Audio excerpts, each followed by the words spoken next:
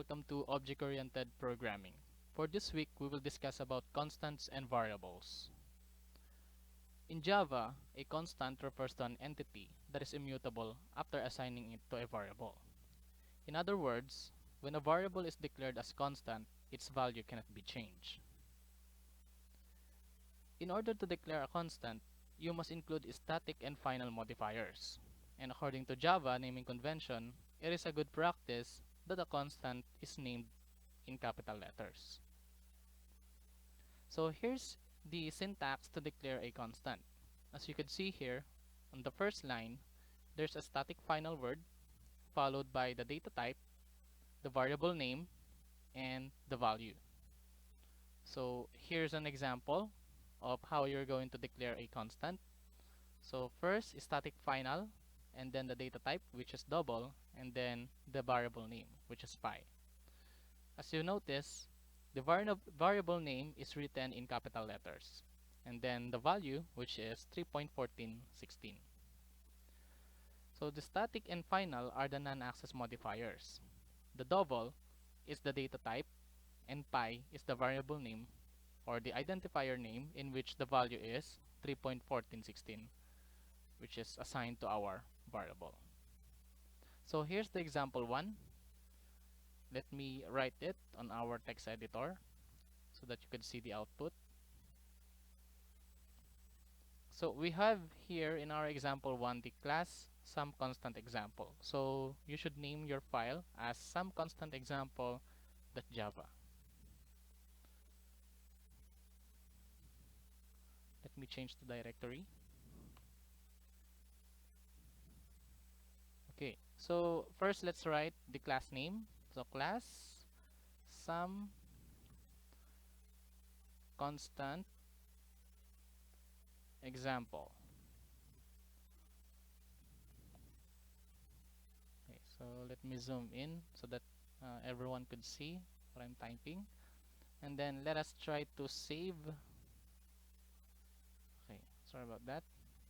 Let me save the file on our desktop. And then again, since the name of our file is, or the name of our class is SomeConstantExample, you should name the file as the same as it is. So SomeConstantExample. Constant. So colon ng S. Alright, so here, then open and close curly brace, and then inside the implementation of SomeConstantExample, we will write the private static final double, which is the data type, and then the name of your variable or constant variable is equals to 3.1416, and then end this instruction by semicolon. So make sure that you won't forget putting the semicolon on at the end of the line. Okay, and then, well, of course, the main method, public static void main string array args, and then the open and close curly brace. And then inside the method body, or in our method, we will just print what is the value of pi. So system.out.print ln, and then pi, then end it with a semicolon. So once we run this program, again, before running this program, you have to compile it. So how are we going to compile? Type Java, short for Java compiler, and then the name of the file, SomeConstantExample.java. Okay, so just hit enter. Okay, so it seems like there's no error, so we could run it. Again, once you compile the Java file, it would create a class file, and then our Java virtual machine will run that class file on our computer so that we could see the output of our program. So Java and then some constant example. So that's how you're going to run your class file. So you don't have to include the file extension, which is the that class. So once we hit enter, so it would display 3.1416 since the value of pi is 3.1416. So it's just a normal declaration uh, of a variable, of a constant to a variable. So meaning to say you cannot change the value of pi. So let's try to assign a new value to pi.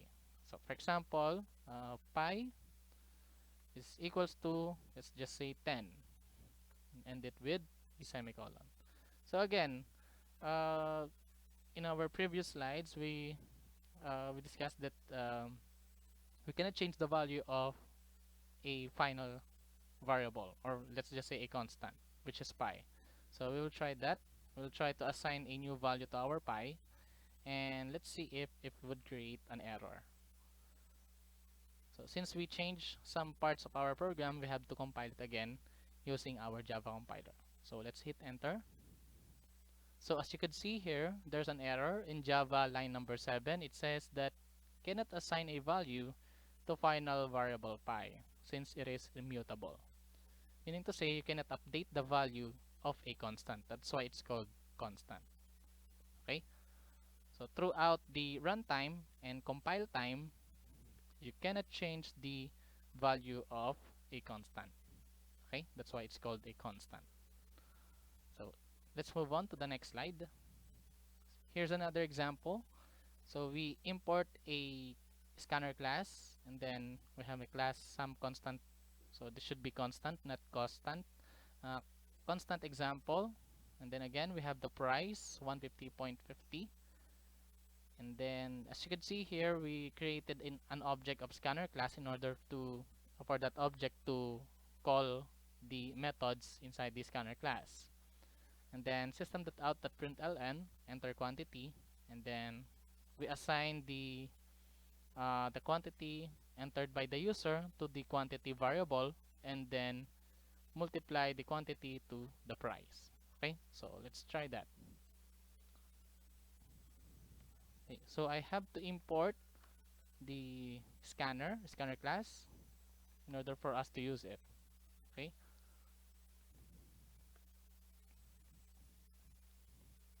so again, we're going to create an object for that um, for that class. Okay, so scanner sc is equals to new scanner system dot in, and then semicolon at the end of that line. Okay, so here we're going to give a prompt to our user, println, enter the quantity, and then the next one is we have to get the input or user input of the user and assign it to a variable named quantity. Okay, so let us first declare a variable named quantity, and then equal sign, so that we're going to assign the user input. So sc dot, since we're talking about numbers, the method for getting the user input as an integer is the next int. Okay, and then open and close parenthesis. We all know that behaviors or methods have an open and close parenthesis in order for them to call from a class. Okay, so that's next int, and then open and close parenthesis, and then semicolon to end the instruction. And then after getting the user input, which is an integer, and then assign it to our quantity, we have to display the result of multiplying the value of our price to the quantity. Okay, system.out.println. So here, the price or the total price is, and then concatenation, so quantity plus the price, or times the price, constant price. So again, this would become concatenation, so we have to enclose quantity and price inside the parentheses. Okay. Okay, so it looks like we forgot to declare the price. So let me first type the price for our price. So let's copy this one and then change this into price. Sorry, let us follow the naming convention. So price, and then what is the value of the price? So 150.50, for example. Okay, so let's try to run again. Since we changed the code inside our Java file, so we will have to compile it again. So Java and then some constant example that Java. So once we hit enter, okay, so there's no error. Run it again using the Java. So Java some constant.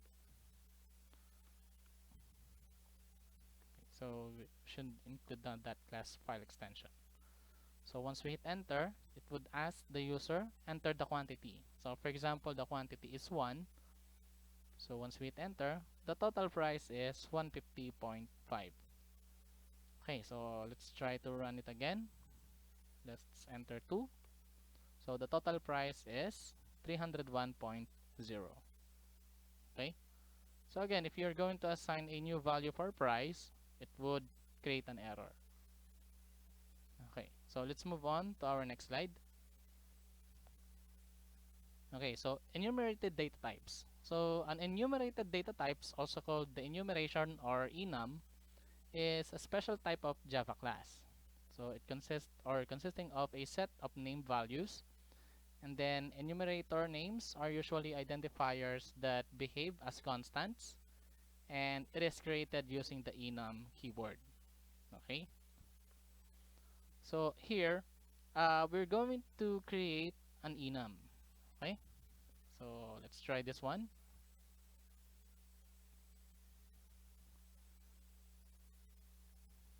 So we have an account.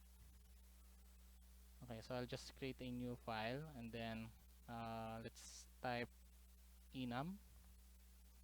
So remember how we're going to uh, name the enum. So it's just like a normal class, it's title case. And then since our enum is all about the card type, so the name of the enum is card type, and then there's a platinum, gold, silver, and then basic. Okay, so let's try that. So card type,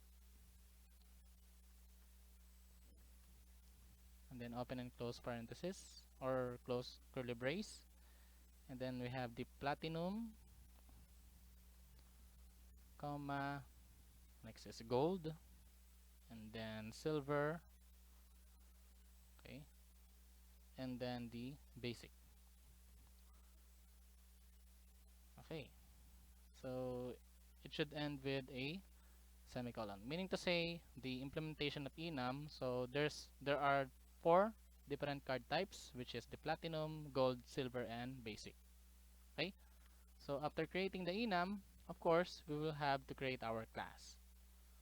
Okay, so public class account, open and close parenthesis or curly brace, and then this. So on this part we will create the main method.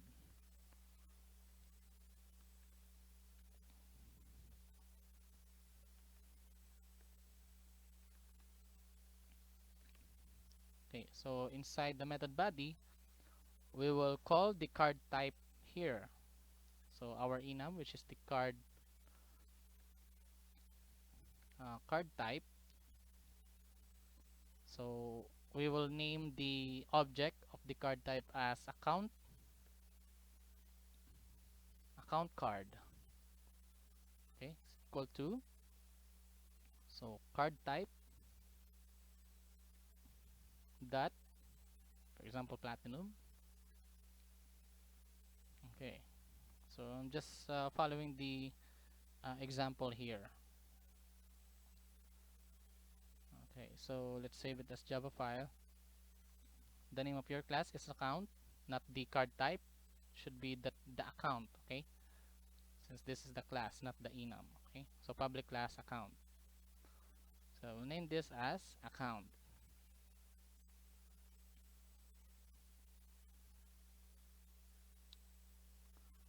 And then system.out.println.